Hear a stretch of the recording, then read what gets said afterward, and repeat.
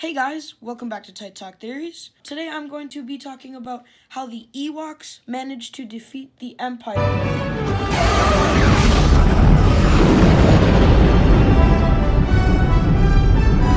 in Return of the Jedi.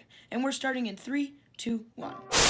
If you like Star Wars and Marvel type content, I highly suggest subscribing, where I will be keeping you up to date on all things Star Wars and Marvel. My Patreon link will be in the description if you would like to support. Thank you. Enjoy. Today we're going to be taking a closer look into how the Ewoks managed to defeat the overpowered Empire. So, in the movie Return of the Jedi, as you may know, the Ewoks were the teddy bear looking animals, pretty much, that helped the rebels defeat the Empire. As you know, they are native to the moon of Endor, which is where the Empire puts a base that is crucial to how good the Death Star works. After the Death Star was blown up, A New Hope, the Empire put in new safety precautions and stuff to make sure and secure the safety of the Death Star so that the same thing couldn't happen again, although they obviously didn't do it too well. So, yeah, going back to the moon of Endor, the Ewoks were living there as natives. There really wasn't anything harming them. And then the Empire started coming in over time and building the moon bases and communications and all that kind of stuff to help the Death Star with its rebuild. And the Ewoks lived peacefully until the Death Star was starting to become operational for the second time. The rebels then realized what's going on. They send a recon mission pretty much to the moon of Endor where they meet the Ewoks.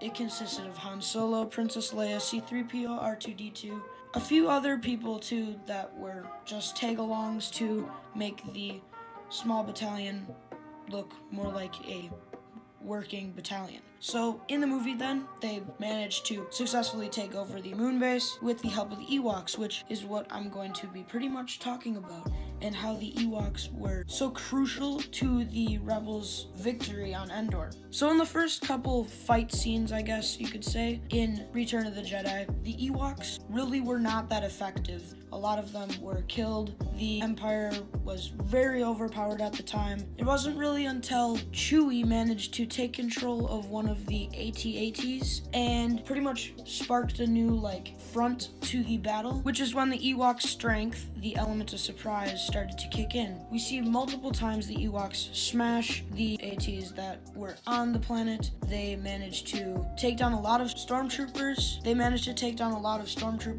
With rocks, and then would pretty much swarm them and kill them, which is what helped so much because the Ewoks knew the planet better than anyone. They were up in the trees. No one really saw that coming. There wasn't really a threat to them up in the trees without people seeing them, which is what was so bad for the Empire.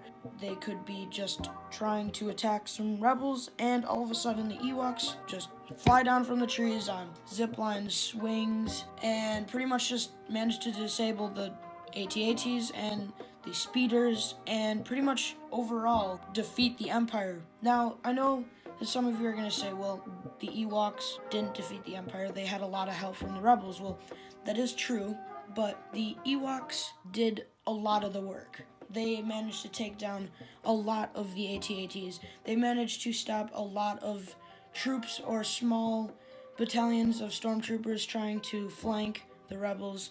The element of surprise was the main point of the Ewoks' attack strategies. Also, they had a lot of traps and stuff already set up on the planet to secure it. The Ewoks were not advanced. They used a lot of primal techniques of building.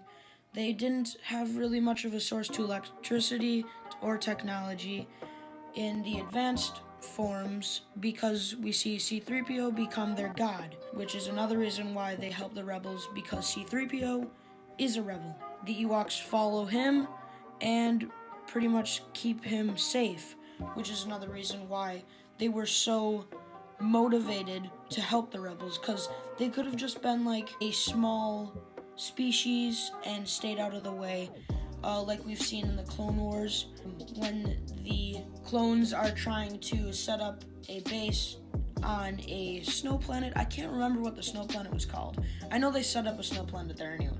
a snow planet base and there anyways. It was not Hoth, but there were the Yeti-looking species, and they pretty much stayed out of the way and didn't do anything, and then ended up getting massacred because they thought that the clone troopers were the separatists, even though the separatists were destroyed by them.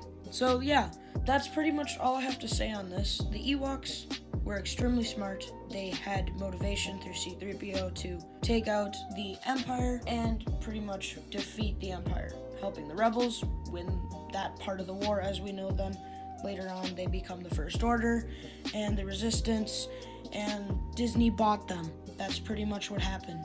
So, that's what I have to say about the Ewoks helping the rebels defeat the Empire in The Last Jedi, and how the Ewoks were so effective against the Empire.